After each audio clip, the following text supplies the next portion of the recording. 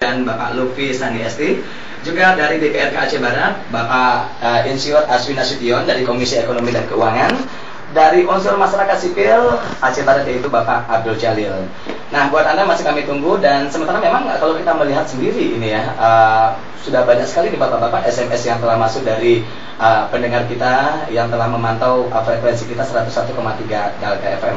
Tapi kalau kita memang mendengar pembangunan rekonstruksi dan rehabilitasi Aceh ini sangat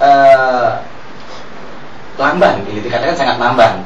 Ini apakah ada permainan seperti yang dikatakan oleh Bapak Jalil tadi? Apakah memang budget dari kontraktor ini mencukupi tidak seperti itu? Apakah memang kontraktor ini bermain? Nah, kalau Anda melihat sendiri Pak Lutfi bagaimana ini? Apakah memang cukup tidak? Kalau kita lihat ini harga barang juga semakin meningkat ini. Sedangkan budget atau dana yang diberikan tetap sama ya dari tahun-tahun ke tahun. Bagaimana? Ini Pak Lutfi atau Bapak Saifullah ini? Ini dua-duanya dari BRR ini sebenarnya. Oke.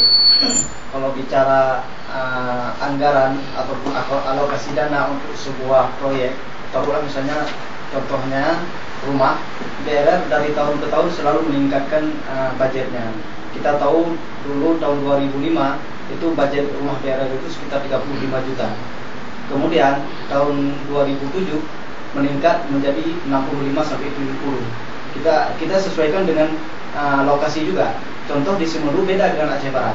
Di Semeru sampai 70-an harga sebuah rumah budget dialokasikan oleh BRR. Tapi di Aceh Barat 65 jutaan.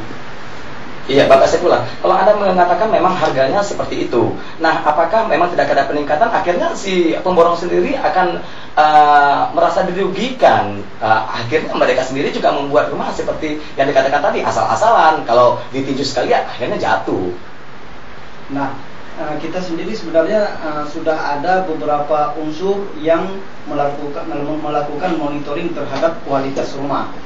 Di tubuh BRR ada PPNK, Pusat Pengendalian Mutu Konstruksi, kemudian ada SAK yang menilai di segi ketentuan anggaran, kemudian ada SPI yang melakukan pengawasan terhadap tata cara pengeluaran dana dan proyek itu, kemudian ada juga konsultan pengawas yang setiap proyek mereka dikontrakkan untuk proyek yang dimaksud.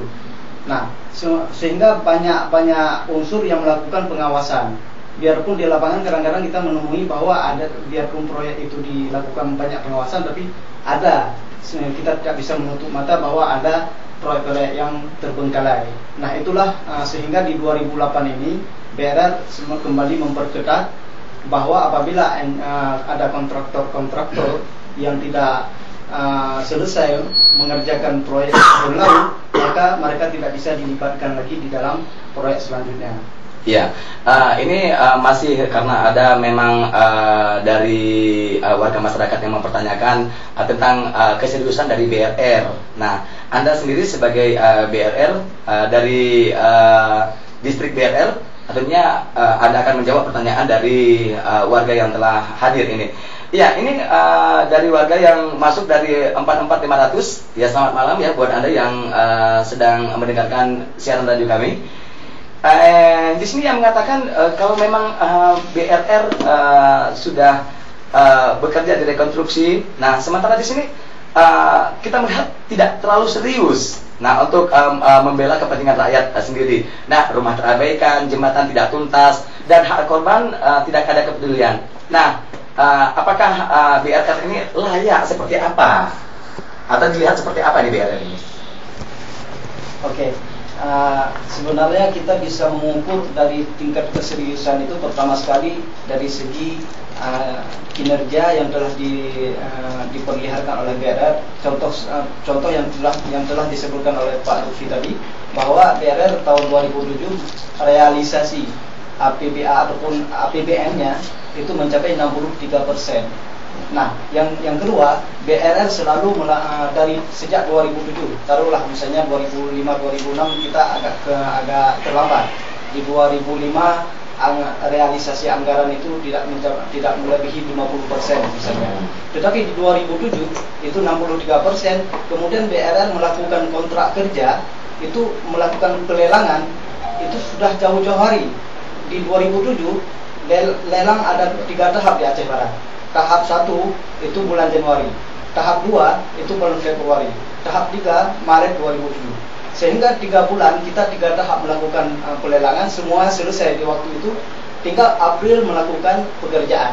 Ya Pak Aswin, kalau kita melihat ya tentunya perkembangan rekonstruksi Aceh ini terbengkalai dikarenakan pemborong atau si pekerja sendiri merasa mereka tidak tercukupi. Nah, seperti yang dikatakan oleh Bapak Saiful tadi, bahwa memang anggarannya cukup hanya pas-pasan seperti itu ya Pak ya, pasti ya Pak ya. Karena memang 30, iya, tidak ada peningkatan ya Pak ya. Tidak ada peningkatan, bahwa memang kalau seandainya pun bangunannya seperti ini, berarti tidak boleh dinaikkan lagi dong harganya. Memang tetap stabil, harganya tetap seperti awal ya Pak ya. Sudah seperti itu Pak. Jadi maksud saya BRR menyesuaikan dengan waktu, dengan kondisi yang terjadi. Misalnya tahun 2005 seperti yang saya katakan tadi, itu budget untuk sebuah rumah BRR 35 juta. Iya, tidak lebih daripada itu Pak. Dia tidak lebih karena di tahun itu, karena dia masa anggaran itu ada batasnya di tahun tersebut. Apakah BRR juga melihat dari harga barang ini? Pasti, semuanya ada. Jadi ada DED istilah kami, di dalam penyusunan itu ada design estimate, itu diperkirakan oleh engineer-nya. Kemudian kita juga ada RAP, semuanya itu disusun. Untuk tahun 2008 disusun pada sekitar April 2007. Kita menyusun anggaran seperti itu. Jadi di kita kalau kita bisa katakan bahwa tingkat provinsi saja kita mendengar bahwa ada proyek-proyek di 2007 belum tender sampai Juli 2007. Iya Pak Aswin, kalau kita mendengar tadi ini keseriusan ya Pak Aswin. Kita berbicara dengan keseriusan dari BRR sendiri, dari tanggapan warga bahwa mereka mengatakan sebenarnya apa sih BRR? Nah, saya melihat seperti ini. Kalau kita berjalan jatuh, tempat jatuh itu selalu kita lihat dan selalu kita ingat. Kita tidak akan mau lagi jatuh pada tempat kita jatuh. Tapi saya tidak melihat BRR memperhatikan, melihat, menganalisa faktor-faktor kegagalan yang barangkali tidak teknis di lapangan yang menjadi terlambatnya proyek-proyek seperti ini. Saya lebih melihat seperti ini.